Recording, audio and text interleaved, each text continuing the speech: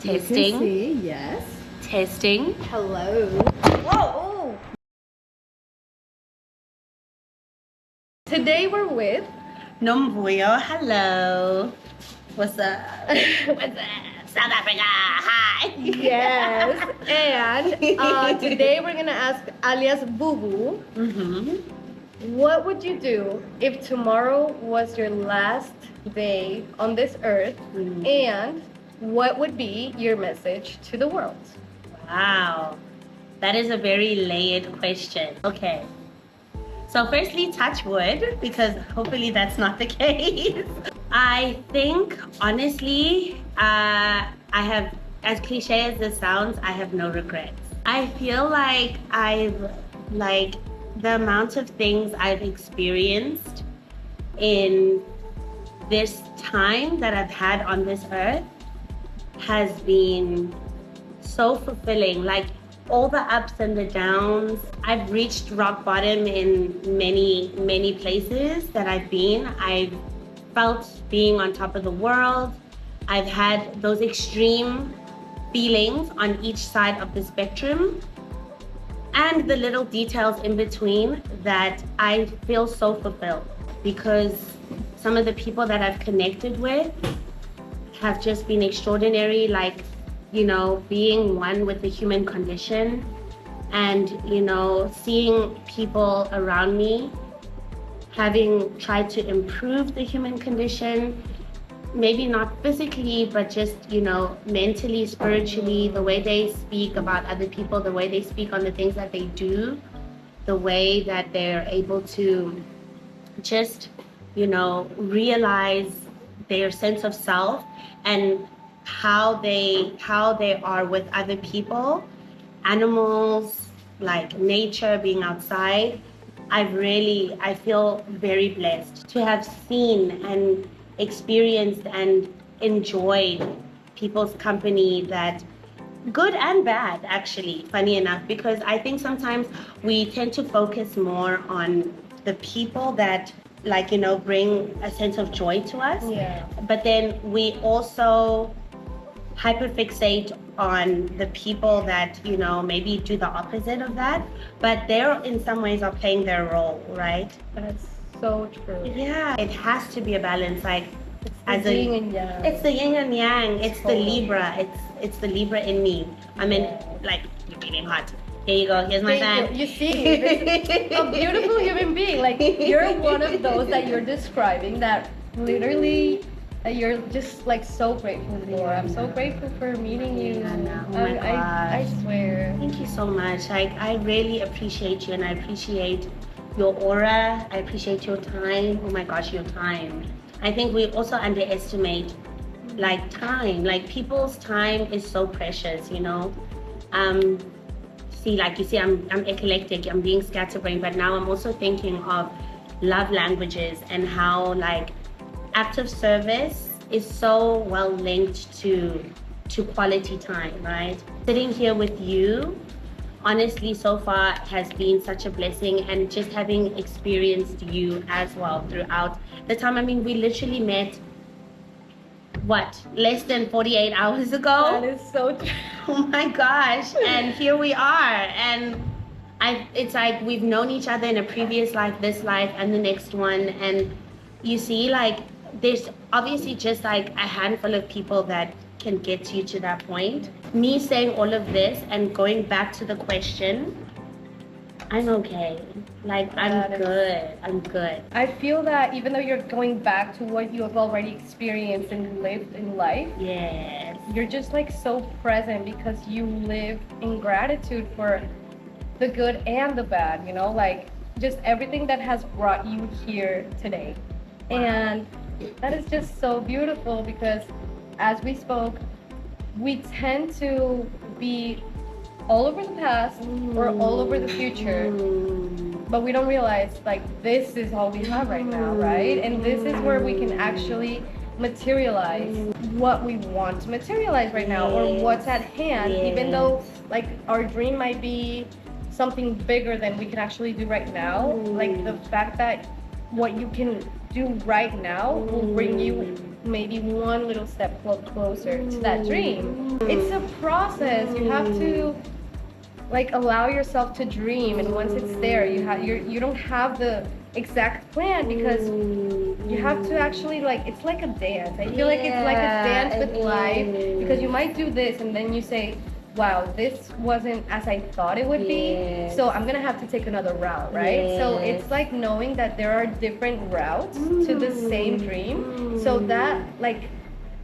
that the end doesn't change, but the route might, and that's perfectly fine because you have options, and those options are opportunities. We might see it more as if like if I don't have the route, the exact route, then I'm not ready. And that brings me back to another thing. You don't have to feel ready to actually do it, because movement is what will bring you clarity. It will bring you the space to create, to have ideas. Like, how do you want to create if you don't give yourself the space to come up with new ideas? Oh man, dude, I love that so much. And you know, even what you said now, like I'm nitpicking, but like the whole thing on gratitude, I think that fundamentally is the source of all things going right in your life. Like, if you are still able to find the good in whatever you do and be thankful for it, it will just do wonders. I mean, like, it took me a long time to get to this point. Like, yes, I've been around. I've been to places where I did not like, where I found myself in like situations professionally that have really like hurt me a lot. To the point where I just wanted to quit right there and be like, I'll find my way. And just like, my thing is, and a companion at the time said something quite striking to me, because I was a bit offended by it, but now in hindsight, I think to myself, maybe you're onto something. So this whole idea of why do you think you're special? Like, what makes you think that something can't happen to you? I don't know if it sounds pretty harsh when you hear it, but like, it's almost like, why not you? So if certain things don't go your way, it's like there's another Tom, Dick, and Harry that most likely has it worse, or it's happening to them. Yeah. But then, you know, it's like, okay, you just have to kind of recenter yourself. It's like, I understand that, for example, like, I'll even give you like a practical example. In my time in Korea, like, I've had amazing times. Like, whenever people were to care to ask me like, how was your vibe in South Korea, the first thing I always tell them is, it was a dream on weekends, a nightmare during the week. Wow. Because like on the weekends, obviously you're having a great time in Korea. Like, there's so much to do, and these little niche things like soap making, perfume making, which is kind of crazy now when I think about it, because like the cafe culture there really inspired my next move in the future. Yeah. Where one day, like, if You're God willing, yeah, I told you, right? Yes, like hoping like I would be able to start like a cafe business. I've told everybody that cares to listen. You're manifesting. I'm manifesting this because the themed cafes was something so interesting to me. Like, they've got game sport cafes. They've got, well, in Japan, they've got things like capybara cafes. They've got piggy cafes. Like, you know, like I love themed. They very cutesy and quaint, you know, like quaint as in like strangely attractive. Like, it's strange, but it's like, I would do that, you know? Yeah. So I kind of want to implement that in South Africa, but like, as I veer off, like recentering, like, I realized that in order to kind of sustain the good times, like on the weekends in Korea, you need the nightmare, which is basically the 9 to 5. Well, that's just me, disclaimer. Working for people until retirement for someone else is not in my story. It can't be in my story. It just can't. Because applause to that. I love that. I know it's hard, and sometimes right now we're in a dream state, because like realistically we've detached from reality. Even this whole setup, it is a dream at this moment in time. But at some point, as time goes by, we're gonna have to wake up and kind of bring ourselves back. But that's also the beauty of ebb and flow. Like, we go into dream state and then we're back. We go into dream state and we're back. But I was saying, like, as a practical example, some of the moments in work is just professional conduct, you know, like people not being honest, people not being friendly, people not being, you know, and I really can't blame anyone for your story. Like, I don't know where you come from. I don't know where you're at mentally, physically, spiritually, psychologically, emotionally. I don't know all of that. But what I do know is the first perception of you, how you perceive me and how I perceive you. But it took me a long time to get to this point where I'm like, you know what? Like, it's okay. I'm not going to be for everyone. That was also really hard for me. I'm not going to lie, because I'm someone who, like, I think it's called like empathy burnout. You know, when you're constantly thinking about what other people are thinking of you and how they think of themselves, and like if you're maybe in an argument, you also as an empath, you're also thinking of where they're coming from. Yeah. Which is really like it can get to you, right? Like, but ultimately, I'm not going to be for everyone, and a friend to all is a friend to none to some degree, because you're also kind of sabotaging sense of self. You're not truly who you are if you're trying to appeal to every single Tom, Dick, and Harry. And I don't know why Tom, Dick, and Harry keep entering this convo. Yeah, but it's there. But whatever. Welcome to the convo. My thing is like, sometimes you just have to have that tunnel vision in a space that you don't feel comfortable in, remembering why you're doing it. And then you know that ultimately just, it's like discipline. Just keep working towards what you want. What you towards want. your truth. True, exactly. Towards your exactly. truth. And you know Wow. this. Like, it's so beautiful, everything you're saying, because, you know, you're reminding me of things that in my own life I've experienced, right? But not just like the call center, right? like the call center. This last thing that you're saying about how you're not meant for everyone. Ciao, ciao. Beijing, Beijing. So I love this, you know, like it's love everywhere. Wow. And you see, as coming back to this idea that you're not for everyone. For me, as I told you earlier, it was also difficult to accept that, because for me it was, I asked myself, what is wrong with me? What with me? Like, why don't you like me? Like, what did I do? Exactly. Not that, you know, like, almost like you're groveling. Like, yeah, like why? this. Why am I not being validated? Right? And it's like, why? Like, what do I have to change or pretend to be in order to fit? And that was obviously the wrong idea, because you're not being truthful to yourself. So afterwards, about like after a lot of years and going like in depth within myself and introspection and a lot of shadow work and etc., because for everyone is different, I realized it's coming, like it's passing to be my karma, to be one of my dharmas, because the acceptance of my rareness, because we're all unique, but this rareness of not fitting, like being so social and speaking with everyone, but not fitting anywhere, just being me and fitting in my own world, was like, that's all the validation I need. And realizing that, it gave me back, it was like taking back my power, recognizing it's not like a weakness but a strength. And that's why some people like remember me, you know, they're like, we might have had one conversation, or just they saw something like that I did, and it was like, I remember you because it was weird. I remember you because it made me laugh. I remember because it made me feel something different. I remember because I haven't met someone like you, and I'm like, wow, thank you, because as Luna was saying, like sometimes you're called out to be in my case, it's been, you're the hippie, you're the weird one, you're the rare one. You come up with ideas that are so like, what? Where the I fuck are they labeled coming you from? like an old soul, like you've lived before. Yeah, You know, you're that's just lovely. like this wise little old Chinese man living in a Colombian little girl's body. That is so funny to imagine. I'm like, whoa. I don't know why, like It just that's came to this.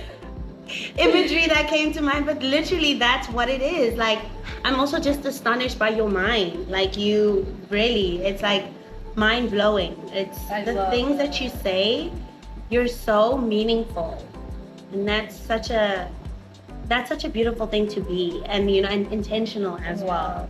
Thank you so you're killing much. it. Wow. You're killing. I think you already know the answer.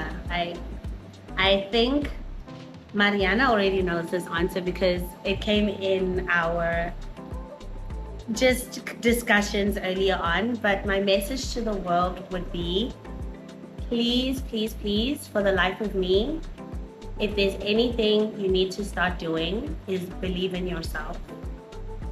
Believe in yourself. Believe in what you're capable of doing. You don't understand the power of your mind until you start seeing the results that it heeds. If only I started believing in myself earlier, I don't know where I would be. I'm happy where I'm at, but I think I would have been way further with so many aspects of my life had I just believed in myself more. And I would definitely say, you attract what you think. The power of the mind gives me it gives me goosebumps because of the things that you're able to materialize from just your thought process.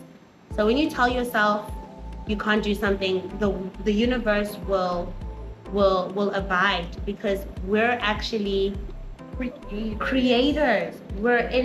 We have a say in our destiny.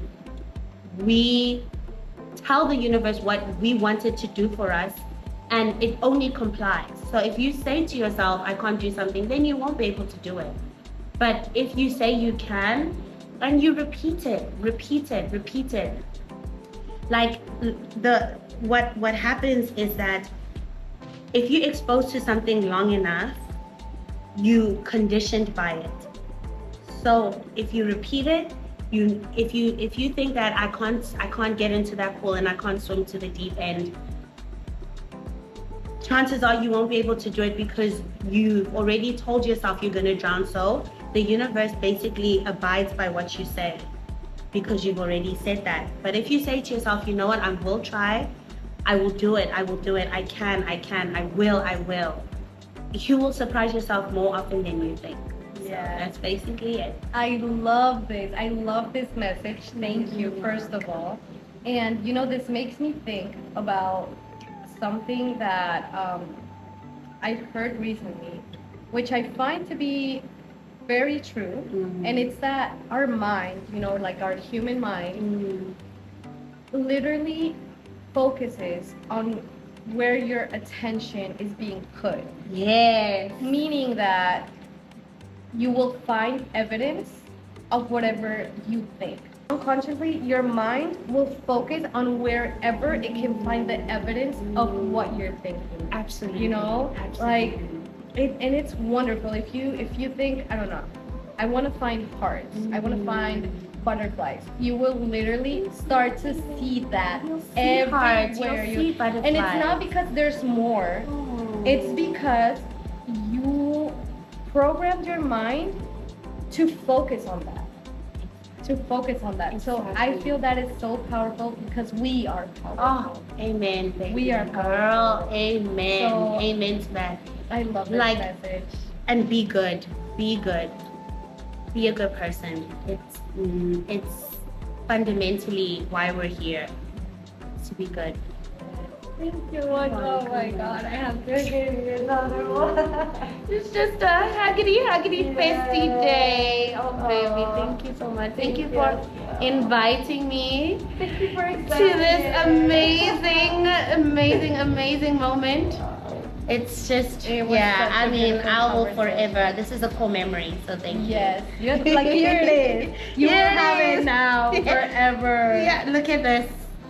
Beautiful, beautiful. Thank you. Cutest thing. Thank you all for being with us because you are a part of this. Like this is the intention of this space and podcast, not just sharing and living my truth, but also providing the space for others like today Boo Boo to share their own truth because we also live in a collective space, so in a collective world. So let's just keep doing this, create community because we're individual souls, individual people, but we exist, we coexist. Exactly. And acknowledge a higher power, whether it be spiritual, whether it be ancestral, because in South Africa, we're very ancestral based. Like, acknowledge that the world is not just physical. It really is a play-by-play. So yeah, thank you. And remember that this is always coming from love. Always.